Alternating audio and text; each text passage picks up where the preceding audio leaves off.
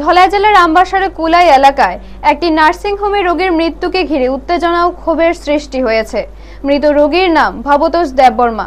তার বাড়ি কমলপুরের মহারানী এলাকায়। জানা যায়, গলব্লাডার স্টোনের অস্ত্রোপচারের জন্য তিনি কুলাই স্থিত ধলাই জেলা নার্সিং হোমে ভর্তি হয়েছিলেন।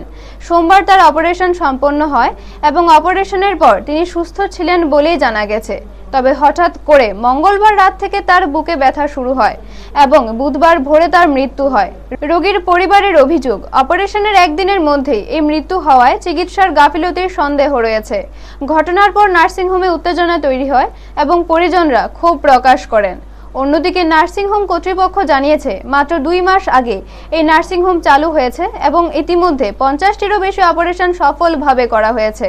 তাদের দাবি, সংশ্লিষ্ট রোগীর অপারেশনও সঠিকভাবে সম্পন্ন হয়েছিল এবং অপারেশনের পর তিনি সুস্থ ছিলেন। চিকিৎসকের প্রাথমিক মত অনুযায়ী হৃদরোগে আক্রান্ত হয়ে তার মৃত্যু হয়েছে বলে জানানো হয়েছে। ঘটনাকে কেন্দ্র করে এলাকায় চাঞ্চল্য ছড়িয়েছে। পুরো বিষয়টি নিয়ে তদন্তের দাবি উঠেছে। ব্যুরো রিপোর্ট, নিউজ তৎকাল 24। গেছি আমি লইয়া এই সময়টা গেছি শেষ এখানে মারা গেছে। ভবতোষ দেববর্মা।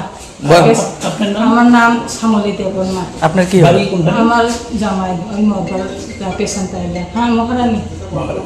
আচ্ছা, কটার সময় মারা গেছে? মরার সময় তো আমি টাইম ঠিক মতো দেখছি না, 2:30 বা 3টা এই টাইমে রাত্রে এই সময় তো সুমন পাল আসে। ওই মরবার সময় তো এমনি টিপা দে, এদিকে অক্সিজেন দিয়ে না তোমরা রুগী মরছে না কইয়া এমনি এমনি করে। আমরা গেছে মরছে